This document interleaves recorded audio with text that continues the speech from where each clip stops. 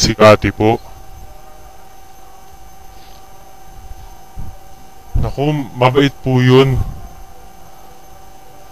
Kala ko nga po nung una, sungit yun eh.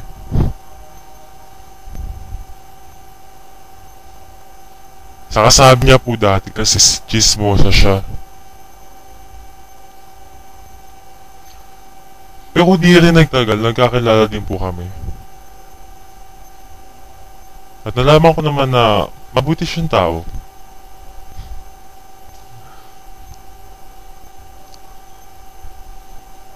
Lagi ko nga po yung kasama sa mga contest na sinasalihan namin. Napaka-determinadong tao po niyan. Tumutulong po yan sa lahat ng kailangan gawin ng aming section.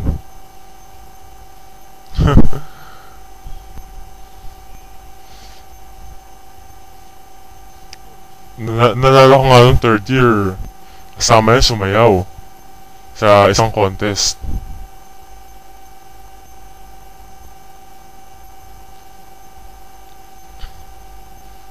Nasabi ko lang, Kati, kung magbabago ka man, sana yung mas mapapabuti ka pa. Ayun lang po.